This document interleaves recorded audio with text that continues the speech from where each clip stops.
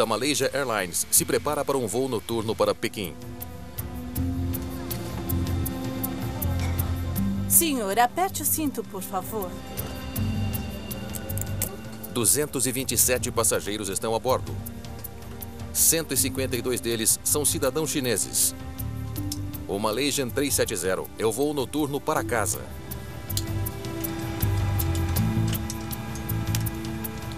Bombas de combustível? Na cabine, Confere. o comandante Zahari Ahmad Shah está no comando. Um piloto experiente que está há 33 anos da companhia aérea. O copiloto Farik Abdul Hamid Flaps em posição. é menos experiente. Esta é a primeira vez que ele voa em um Boeing 777 sem um instrutor. Lista de verificação completa. Prontos para decolar, comandante. Ótimo. O processo de decolagem em qualquer companhia aérea comercial é um momento cheio de detalhes. Ex-piloto comercial e da Força Aérea, John Nance é um perito em segurança da aviação reconhecido internacionalmente. É um dos motivos que, mundialmente, começando nos Estados Unidos, muitos anos atrás, dissemos cabine estéreo abaixo de 10 mil pés, sem conversa insignificante, porque você tem que se concentrar. Malaysia 370, pista 32 direita. Liberado para decolar. 32 direita, liberado para decolar. Malaysian 370, obrigado. Por que não diz que estamos prontos para decolar? Comissários de voo queiram ficar em seus lugares para decolagem. 40 minutos após a meia-noite, o voo 370 recebe liberação para decolar. Muito bem, vamos lá. A tripulação monitora a velocidade ao acelerarem pela pista. V1. Alternar. A decolagem parece rotineira. Conforme o avião sobe, o controlador direciona a tripulação para um waypoint, ponto fixo de navegação chamado Igari. Malaysia 370, vire à direita para Igari. Ok, para Igari. Malaysia 370, obrigado. O 777 é um dos aviões mais automatizados do mundo.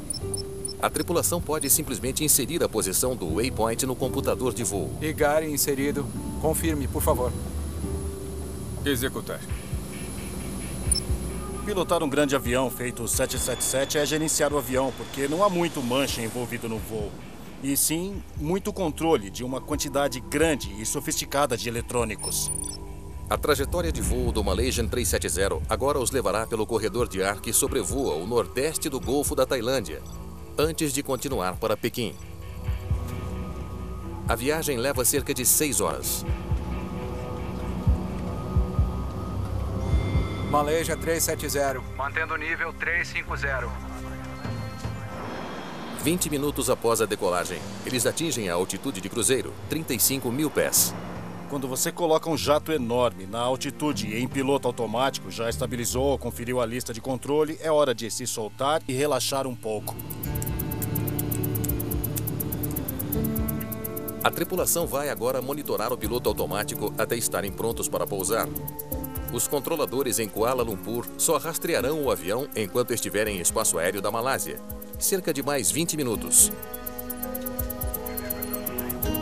Assim que o avião cruzar o Golfo da Tailândia, os controladores no Vietnã assumirão o controle.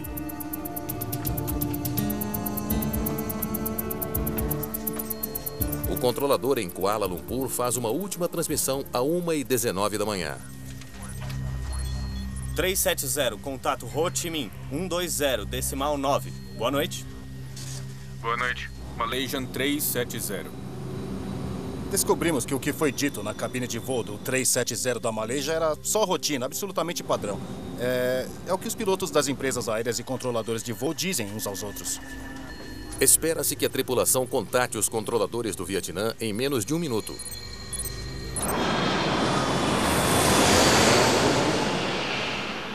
Mas 19 minutos depois, nenhuma notícia do voo 370. Malaysia 370, aqui é o Ho Chi Minh. Queira contatar o controle. Malaysia 370. Os controladores do Vietnã e da Malásia tentam desesperadamente contatar o avião desaparecido. Malaysia 370, está me ouvindo? Malaysia 370, aqui é Kuala Lumpur. Está me ouvindo? Não há resposta da cabine. e nenhum sinal do avião no radar. O voo 370 desapareceu sem deixar rastro. É sem precedentes um avião desaparecer do radar dessa maneira. E sem qualquer explicação. Malcolm Brenner é reconhecido como um dos principais especialistas do mundo em causas de desastres da aviação. Ele estudou o desempenho humano para a NASA e para a Força Aérea Americana e investigou dezenas dos maiores acidentes para a Agência Nacional de Segurança nos Transportes. Esse acidente atraiu a atenção mundial de um jeito que eu nunca vi em 41 anos de carreira na aviação. Esse provavelmente será o principal mistério na história da aviação comercial e na história da aviação, na verdade. Todos viam o caso de Amelia Earhart como o principal. Acho que esse o substitui. Senhoras e senhores da mídia, estamos muito tristes esta manhã com as notícias do 370. Familiares atordoados exigem respostas da companhia aérea. Enquanto peritos da aviação do mundo todo lutam para tentar explicar o que pode ter acontecido com o avião desaparecido. Nessa situação, é tudo considerado, incluindo desorientação, fumaça, fogo, colisão no ar, tudo. Descobrir o que causou esse desaparecimento é crucial para toda a indústria da aviação. Se for um problema mecânico, precisa ser corrigido. Se for algum tipo de brecha na segurança, precisa ser corrigido. Se houve algo errado com a carga, qualquer que tenha sido o problema, tem que ser resolvido. As autoridades da Malásia lançam imediatamente uma busca maciça pelo voo 370 da Malaysia Airlines. Austrália, Estados Unidos e China logo se juntam à busca. Nos 2 primeiros dias não tínhamos ideia do que pensar, exceto que não conseguimos achar o avião. É difícil saber onde procurar. O voo 370 desapareceu sobre o Golfo da Tailândia, onde a cobertura por radar é limitada. Os sistemas de radar abrangem cerca de 10% da superfície da Terra. Não há sistemas de radar além daqueles em navios nos oceanos. Então, você tem uma incapacidade física para cobrir a maior parte da superfície terrestre onde há oceano. Nenhum navio na região relatou ter avistado um avião no radar. E não há sinais de destroços da aeronave boiando. Desesperados para salvar qualquer sobrevivente em potencial, exploradores recorrem a outra tecnologia. Chama-se ACARS, Aircraft Communications Addressing and Reporting System, ou Sistema de Comunicação entre uma aeronave e as estações terrestres. O sistema ACARS usa satélites para transmitir informações entre o solo e a aeronave em voo. Chris McLaughlin é vice-presidente da Inmarsat, a empresa que cuida da rede de satélites. É uma forma primária de comunicação entre os controladores, a companhia aérea e os pilotos no ar. A ACARS deveria ser um elo sem conceito onde você seria capaz de rastrear uma aeronave, porque estaria se comunicando com ela. Ao contrário do GPS, a ACARS não fornece dados de localização constantes. Mas o que ela fornece é informação vital sobre o desempenho do avião, incluindo, crucialmente, a carga de combustível. Isso permite que os investigadores estimem o quanto ele pode ter voado. Mas sem saber a direção do voo, não há muito com o que prosseguir. A área de busca cresce para mais de 260 mil quilômetros quadrados. O elemento mais assustador foi dizer que não sabíamos onde o avião estava. Como assim perdemos um rastro de algo tão grande quanto um 777? Essa não é a primeira vez que um avião desaparece. O voo 447 da Air France desapareceu sobre o Oceano Atlântico em 2009.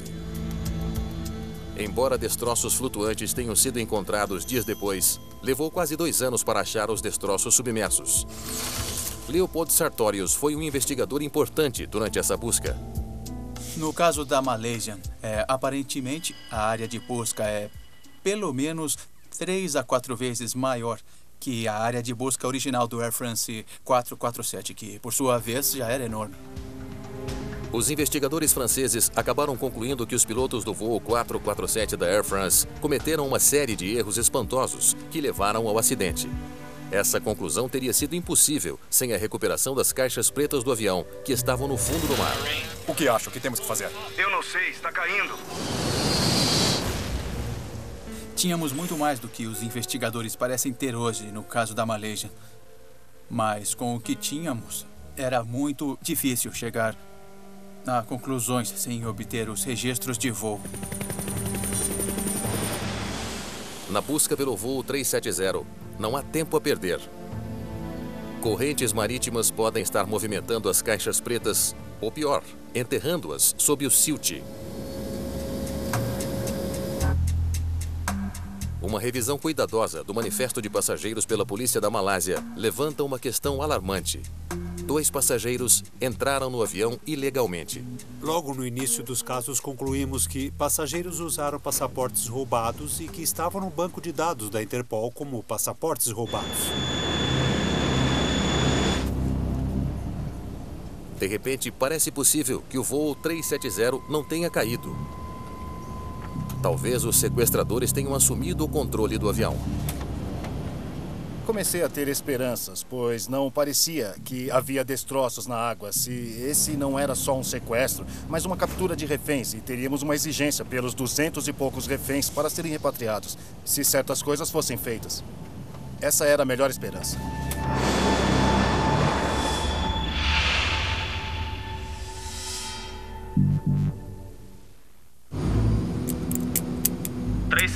Contate Ho Chi Minh, 120, decimal 9. Boa noite. Boa noite, Malaysian 370. Desde o 11 de setembro, sequestros em pleno ar são extremamente improváveis. Quer que eu pegue um café para você? Não, obrigado. Mas não impossíveis. Uma coisa que você aprende em qualquer forma de investigação de acidente é não descartar nada.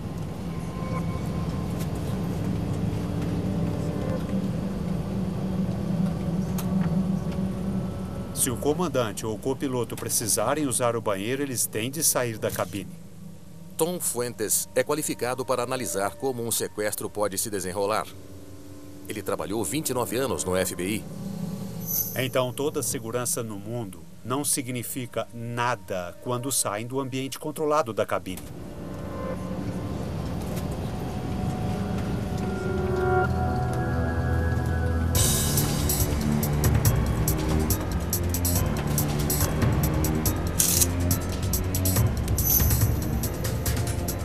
Leve-me à cabine, ou eu te mato. Está bem, está bem. Fique calmo. Não machuque ninguém. O que você quer? Abra a porta da cabine. Está bem. Agora. Está bem. A falta de qualquer exigência seria incomum, mas sequestros nem sempre seguem um esquema. O desaparecimento do voo 370 poderia ser um caso de sequestro que saiu errado? Sempre existe possibilidade de que tenha sido o plano do Malaysian, ele falhou. Que por um ou outro motivo não saiu conforme o esperado, e esse é um dos motivos de ser difícil de entender. Um sequestro que falhou aconteceu em 1996 a bordo da Ethiopian Airlines, voo 961. O Boeing 767 fazia uma viagem de rotina de Addis Abeba para a Costa do Marfim, quando 3 jovens etíopes agiram.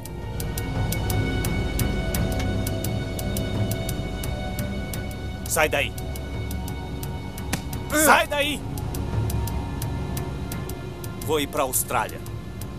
O quê? Leve-nos para a Austrália. Não temos combustível para chegar até a Austrália. Temos uma bomba. Se você não fizer o que a gente mandou, a gente vai explodir esse avião. Só temos 2 horas de combustível. Os sequestradores não acreditaram no comandante quando ele disse que o 767 estava ficando sem combustível. 3 horas depois, perto das Ilhas Comores, o jato atingiu a água a mais de 370 km por hora.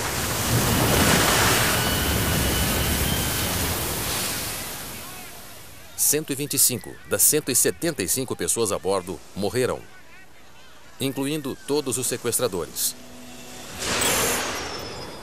Um sequestrador teria entrado à força na cabine do voo 370? Só mantenha calma. Estou incluindo as coordenadas, viu?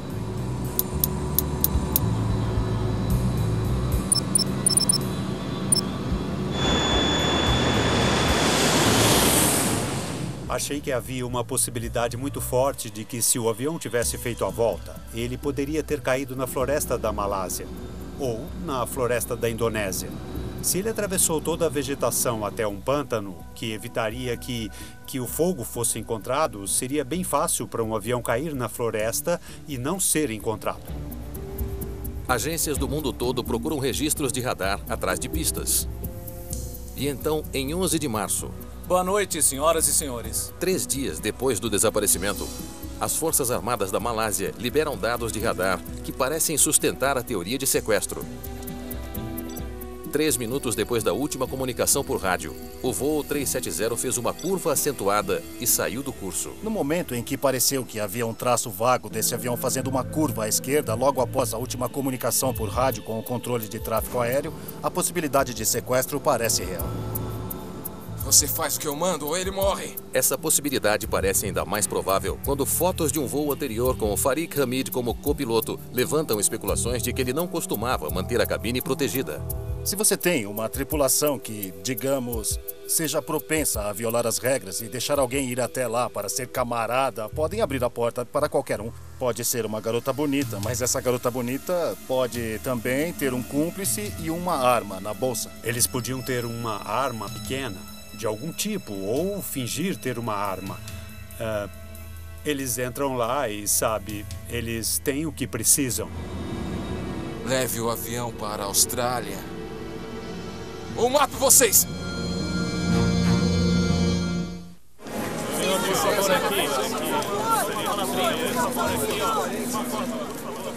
No tumulto da mídia em torno do desaparecimento do voo 370, fala-se em provável sequestro. Mas para especialistas em aviação, algo sobre a teoria não se encaixa. Só preciso checar os mapas, tudo bem? Ande logo. Os pilotos têm várias maneiras de enviar sinais de emergência para o solo. Mais rápido, anda. Tá bem, só se acalma. Estou inserindo as coordenadas, viu? Você tem rádios para falar, você tem frequências de emergência, pode colocar algo no sistema iCars e digitar, e você tem um código que pode inserir no transponder que avisa imediatamente ao mundo da aviação que você foi sequestrado. Referem-se a isso como squawk. Isso é enviar uma frequência especial que voltaria à torre de controle e à companhia aérea, dizendo que é um código de sequestro. Mas os controladores de tráfego aéreo nunca receberam um código de squawk ou qualquer outro alerta do voo 370. E uma investigação policial intensiva levantou a suspeita sobre os passageiros que viajaram com passaportes roubados. Eles não tinham ligações com o terrorismo. Na verdade, ninguém a bordo parece ter qualquer ligação com grupos terroristas. Nós estamos falando de milhares de pessoas investigadas, entrevistas sendo feitas, famílias, interrogatórios com familiares, e acho que o público percebeu que essa foi uma investigação muito grande. 370, contate Ho Chi Minh, 120, decimal 9. Boa noite. Boa noite, Malaysian 370. Com a possibilidade cada vez menor de um sequestro, autoridades focam nas poucas pistas existentes no caso, incluindo problemas de tempo. 2 minutos após a última comunicação de voz da cabine, o transponder do voo 370 é cortado. Os transponders transmitem informações como o número do voo e a posição para os controladores no solo. Perder esse sinal dificulta rastrear o avião. Ainda mais preocupante, poucos minutos depois de o transponder sumir, o sinal do sistema iCars também é desligado. Desligar o transponder é extremamente direto, extremamente simples, até em um jato sofisticado como o 777. Agora, desligar um iCars não é tão simples, requer muito conhecimento.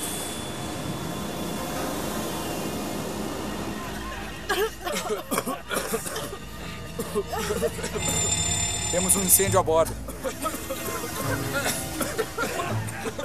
Depois de um tempo, só há 2 teorias a serem analisadas. Uma é que foi um ato proposital e a outra é que foi uma emergência. Socorro! Permaneça sentado e use isso para respirar. Estamos perdendo muitos sistemas aqui. Um incêndio a bordo é uma das emergências mais catastróficas que a tripulação pode enfrentar. O transponder desligou. Eu tenho uma falha no sistema hidráulico. Ele pode danificar vários sistemas, incluindo os eletrônicos. Perdemos o iCars. Às vezes, colocar máscaras de maneiras imprevisíveis.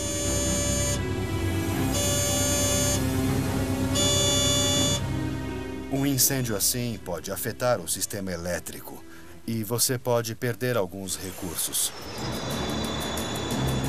Em novembro de 1987, um 747 da South African Airways seguia para Joanesburgo.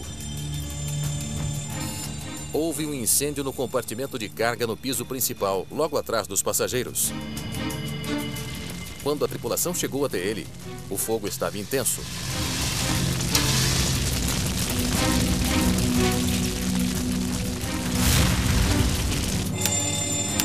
Verifique o painel dos disjuntores também. O comandante iniciou um pouso de emergência. Maurício, Springbok, 295. Springbok 295, Maurício. Bom dia, prossiga. Bom dia, temos um problema de fumaça e estamos fazendo uma descida de emergência para nível 15. Uma fumaça densa tomou conta da cabine e o comandante perdeu o controle de instrumentos importantes. Perdemos muitos equipamentos eletrônicos, não temos nenhum controle da aeronave. O 747 sul-africano não chegou ao destino. 159 pessoas morreram quando o avião atingiu o Oceano Índico. O manifesto de carga do voo 370 da Malaysia Airlines revela que ele carrega uma carga potencialmente perigosa. 220 quilos de baterias de íon lítio altamente inflamáveis. É possível que tenham iniciado um incêndio catastrófico? A quantidade ou o peso das baterias de íon lítio excederam os padrões normais, considerados seguros, ou violaram isso.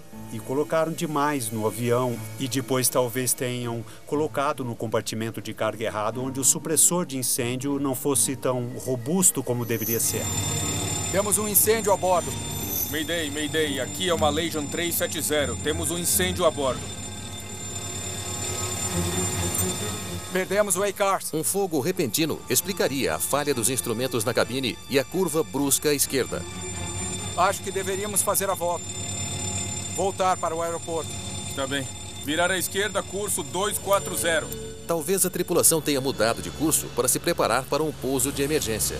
As tripulações têm oxigênio. E uma das primeiras coisas que fazem em caso de incêndio ou fumaça é colocar as máscaras. E isso lhes dá pelo menos 1 hora de oxigênio para trabalhar.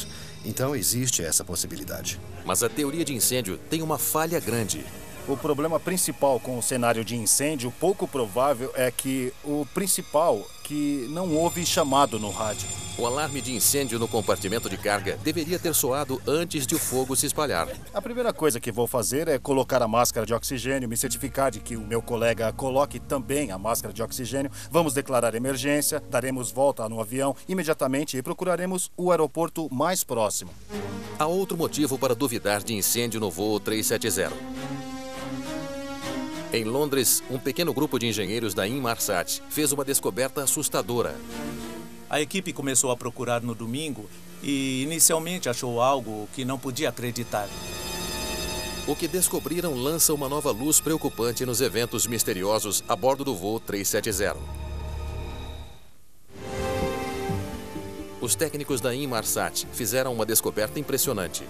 Nos dados A-Cars, eles descobriram uma série de sinais automatizados chamados de apertos de mão, recebidos do voo 370 tempos depois do suposto acidente. Isso é feito por um aperto de mão invisível ou ping entre a rede de computadores e a unidade em si. O computador A-Cars do avião continuou a responder os pings automatizados da estação Inmarsat em solo a cada hora, das 2h25 até as 8h19 da manhã. A aeronave continuou a enviar sinal de solicitação de serviço. Não por minutos após a perda, mas por 7 horas depois de desaparecer do sistema de radar. A descoberta significa que o voo 370 não caiu no Golfo da Tailândia, mas que ficou no ar por mais 7 horas. O que mudou tudo para mim e para todos foram os dados de satélite do Inmarsat. Ele disse, espera aí, o avião voou durante horas. Um voo de 7 horas torna quase impossível acreditar que um incêndio tenha derrubado o avião. Se você tem um incêndio generalizado, o avião não será capaz de voar por tantas horas. O espaço de tempo bate com os dados A-Cars anteriores sobre o consumo de combustível do voo. Decolagem ligado. Cautela máxima. Na cabine, as máscaras de oxigênio caem de repente. Para os pilotos, os alarmes não faziam sentido. E então o avião ficou mudo. 1h30 depois, a Força Aérea Grega enviou 2 caças para investigar. Eles avistaram alguém curvado sobre os controles no banco do copiloto. Mas nenhum sinal do comandante. Controle, tem uma pessoa na cabine do Helios 522. Parece estar desacordado. Eles viram alguém se mexer na cabine pouco antes do 737 fazer uma curva repentina e descer rapidamente. Conforme o avião descia acelerado, a pessoa na cabine finalmente reconheceu o caça. Mas não houve comunicação. Momentos depois, o voo 522 da Helios colidiu com o solo. Uma investigação no acidente da Helios revelou que a tripulação anterior havia relatado ter visto gelo na porta de serviço traseira. Um engenheiro de solo que investigava o problema fez testes e mudou o controle de pressurização da cabine de automático para manual. Mas não mudou de volta. Quando o avião decolou novamente, a cabine não pressurizou automaticamente e os níveis de oxigênio começaram a cair. A hipóxia pode resultar em dores de cabeça, confusão, dificuldade em entender o que está acontecendo, perda de memória, falta de ar e o que é mais sinistro na hipóxia e que todos os pilotos sabem é não reconhecer que estão debilitados. Máscaras caem quando a pressão da cabine cai demais, mas o oxigênio só é suficiente para 12 minutos.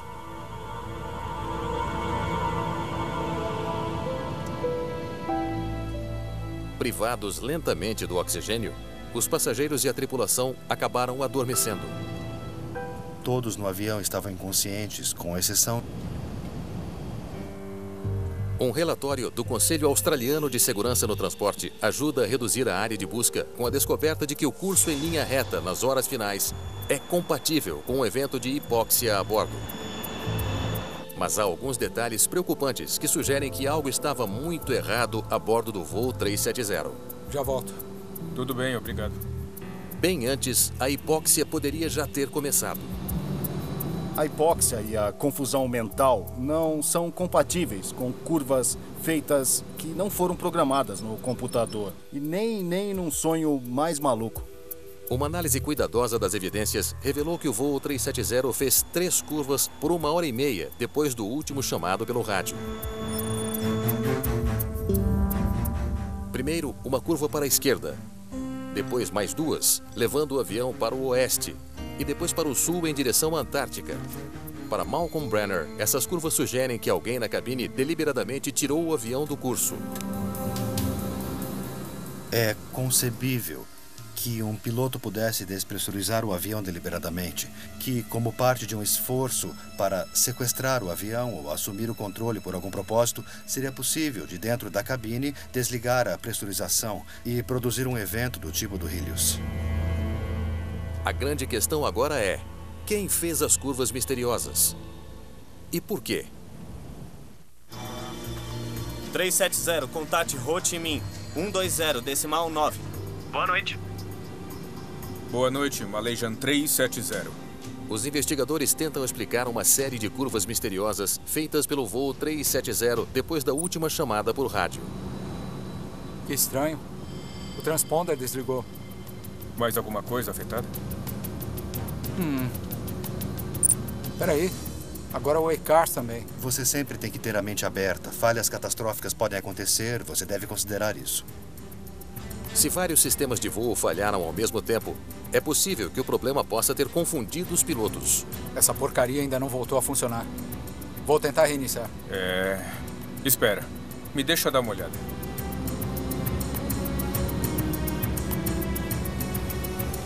A nossa altitude é essa? Droga!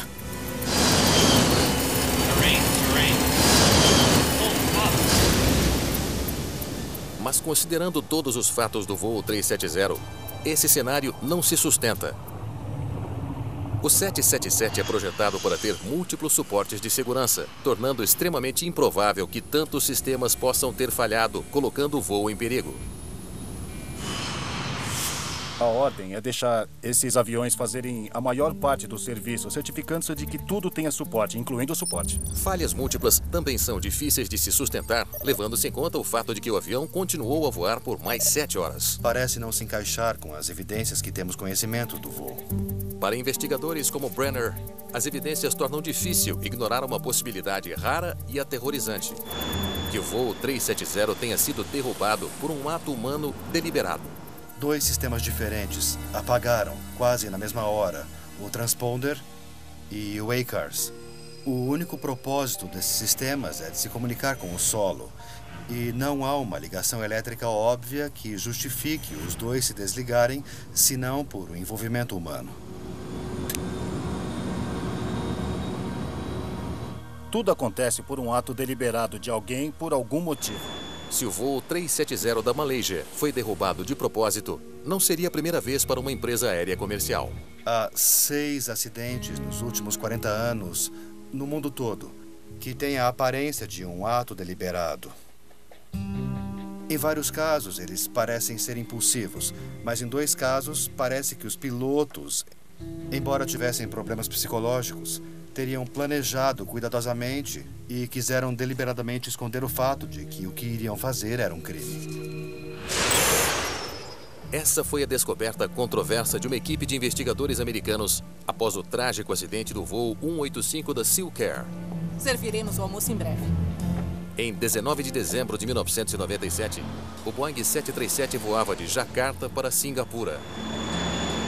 Boa tarde, senhoras e senhores. Aqui é o comandante. Meu nome é Zhu Weiming. Na cabine comigo hoje está o copiloto Duncan Ward. Momentos após a última comunicação programada via rádio da tripulação com os controladores da Indonésia, o avião inclinou repentinamente e mergulhou. Não houve sobreviventes. Exploradores conseguiram recuperar os gravadores de dados e de voz da cabine do piloto da SealCare. Tudo pronto aqui. Mas as 2 máquinas foram desligadas antes de o avião fazer o mergulho fatal. Tá bom. Quer água? Os investigadores descobriram que o piloto do avião, Zhu Weiming, havia perdido recentemente mais de $1 milhão no mercado de ações e deveria quitar a dívida quando voltasse para Singapura.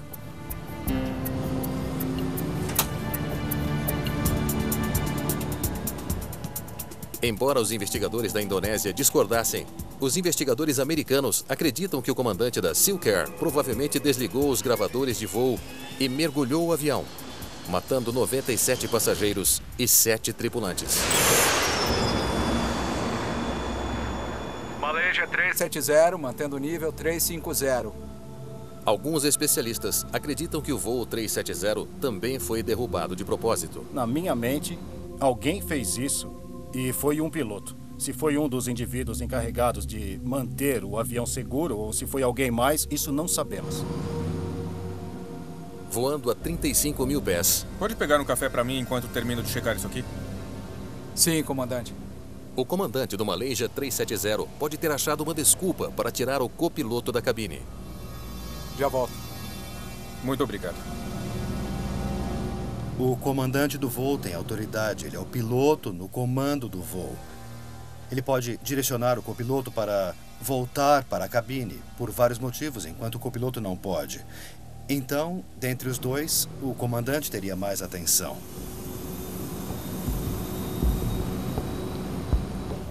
Posso pegar um café para o comandante? Sozinho na cabine, teria sido bem simples desligar o transponder e mudar de curso para uma área com pouca cobertura de radar.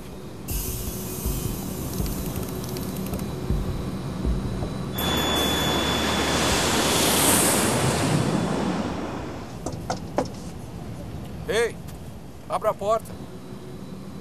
Alguns minutos depois, ele pode ter tentado desligar o ACARS, sem perceber que parte do sinal continuaria ligada. Tá tudo bem aí? Você não pode desligar os apertos de mão do Inmarsat sem acessar a parte eletrônica da aeronave. Isso é algo que as pessoas não saberiam como fazer. Comandante, Um piloto pode impedir que a porta seja aberta pelo lado de fora. abra a porta. E ela é projetada para ser extremamente segura quando trancada. A porta reforçada, ninguém mais entra. Bom, mal ou tanto faz. Então, se um cara bom estiver lá, eles ficam trancados. Se um cara mau estiver lá dentro, ele também estará seguro. Se o comandante do voo 370 assumisse o controle da cabine e sequestrasse o próprio avião, Comandante, abra a porta. é pouco provável que qualquer outra pessoa a bordo pudesse ter disparado um alarme. Uma comunicação de emergência da tripulação da cabine para o solo quase sempre é infrutífera por um aparelho de celular. Ei, comandante, abra a porta. E, na verdade, não há como pegar o celular, entrar na cabine e ligar para o solo. Você está sozinho na viagem. Comandante, abra a porta. A pressurização na cabine pode ser ajustada manualmente, uma característica de segurança em caso de defeito. Mas isso também possibilita incapacitar todos a bordo. Ei, o senhor está bem?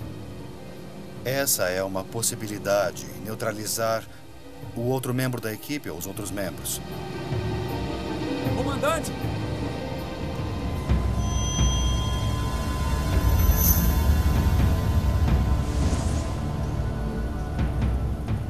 Qualquer um que não estiver no oxigênio pode ficar vulnerável.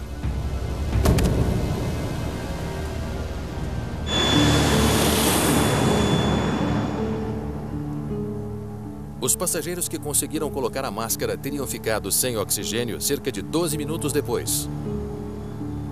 Com passageiros e tripulação mortos, tudo o que resta é fazer o avião desaparecer. Na hora seguinte, o avião faz várias curvas que aparentam ser direcionadas por humanos e finalmente acaba o que parece ser um grande esforço cuidadoso para evitar ser detectado. Sabe, eu acredito muito que com todas as evidências que pensamos ter, temos sempre de colocar essa advertência que quem quer que tenha feito isso tinha a intenção de fazer o avião e os passageiros simplesmente desaparecerem. Se o voo 370 foi de fato derrubado de propósito, uma das perguntas mais difíceis de responder é: por quê? Entre os pilotos, o comandante e o copiloto era um piloto jovem e cheio de vida, que estava se preparando para casar. Não há qualquer identificação compatível com um fanático religioso ou alguém que quisesse acabar com a própria vida, muito menos com a de qualquer outra pessoa a bordo. E o comandante também não tem qualquer identificação com isso. Malcolm Brenner acha que um evento de 1994 pode fornecer alguma compreensão. Para mim, o modelo mais claro é o exemplo da FedEx. E o único motivo que sabemos é que ele falhou. Um engenheiro de voo da FedEx, correndo o risco de ser demitido por mentir, subiu a bordo de um DC-10 com armas escondidas. Ele tinha um histórico brilhante, era engenheiro, tinha um belo registro na Força Aérea, mas também tinha um histórico de problemas psiquiátricos. Pouco após a decolagem, ele entrou na cabine do piloto planejando matar a tripulação e derrubar o avião. Ele quase conseguiu. Após uma luta sangrenta, a tripulação conseguiu conter o agressor e pousar o avião. A Malaysia Airlines pode ser a última de um pequeno grupo de companhias aéreas que sofreram a tragédia de um piloto perturbado que planejou deliberadamente derrubar um avião comercial. Você pode ter alguém com motivação psiquiátrica, um esforço bizarro, mas ainda capaz de planejar a sangue frio e, em detalhes, uma maneira de cometer esse tipo de esforço. Então, lamento dizer, mas pode acontecer. A realidade difícil para investigadores e companhias aéreas é que falhas humanas podem ser praticamente impossíveis de prever. Se estamos lidando com seres humanos, estamos lidando com criaturas imperfeitas, que somos nós, e podemos aprender mais e deveríamos aprender mais sobre os sinais de alguém que possa fazer isso. Mas será muito difícil, se não impossível dizer sim, resolvemos isso, nunca mais vai acontecer. É provável que ninguém jamais saiba ao certo o que aconteceu a bordo do voo 370. Mas talvez a lição mais importante dessa tragédia já tenha sido aprendida.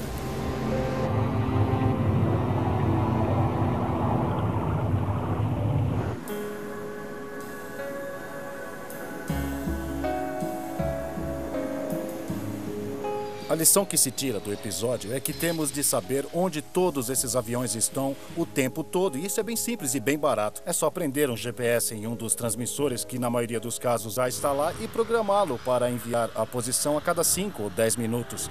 E se certificar de que ninguém no avião poderá desligá-lo. Talvez aconteça que as companhias aéreas irão decidir que vamos rastrear e fazer disso a diferença na maneira de vender os bilhetes. Talvez aconteça que a agência de aviação americana vá decretar isso. O mundo todo tem interesse no que aconteceu aqui e em descobrir o que aconteceu para começarmos a evitar isso e cuidar para que nunca mais volte a acontecer.